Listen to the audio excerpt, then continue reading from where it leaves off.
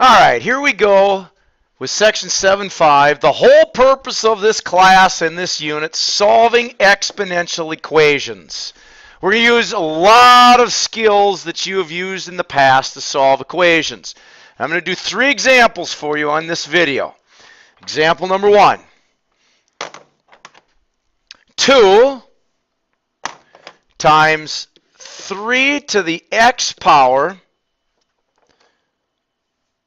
plus 1 is equal to 21. Now, I did some color coding. Maybe you want to color code your problem. There's a reason that I'm color coding, because I'm going to go through the steps to solve this problem. Step number 1, get rid of all numbers not in the exponential part of the problem.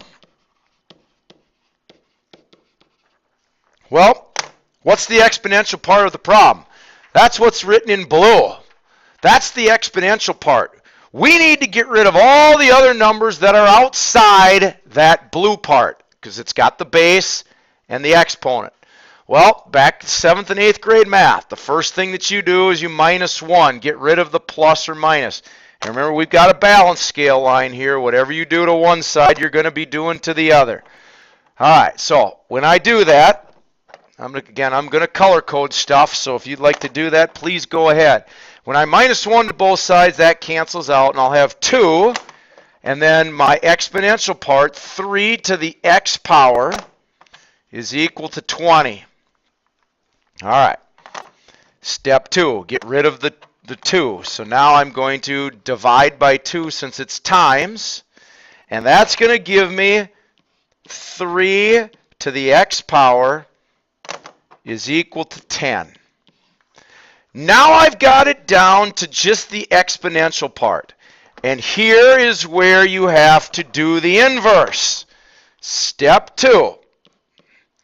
Do the inverse, or in other words, use the log function, since log,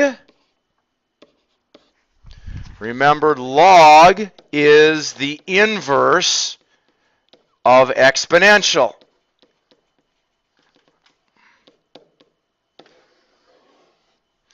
So what I need to do in order to get this power by itself is I have to take the log of both sides. And I'm going to write this out so it's a little cleaner for you. I have the log of 3 to the x power is equal to the log of 10. Now, by your properties of logs, which you just learned in section 7.4, that power goes out front. So now I have x times the log of 3 is equal to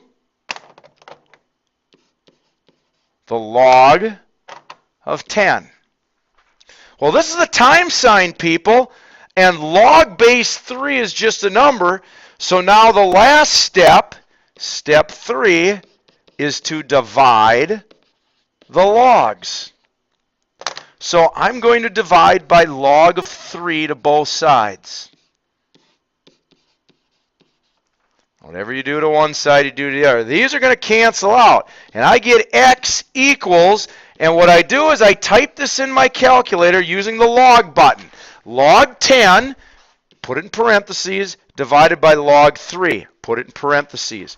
And when you solve this problem, your calculator will tell you the answer is 2.096. And we're always going to round to 3 decimal places.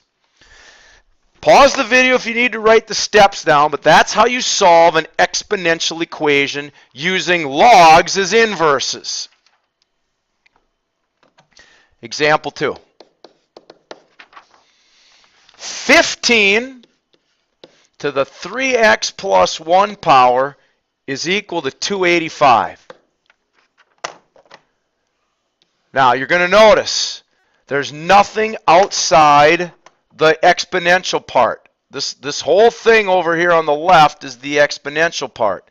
So, in order to solve this, immediately I take the log of both sides because I got to get that power out front.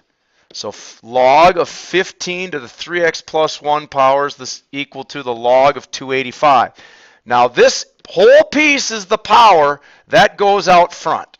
So now I have 3x plus 1 times the log of 15 is equal to the log of 285. All right, so now I can divide both sides by the log of 15. Divide by the log of 15.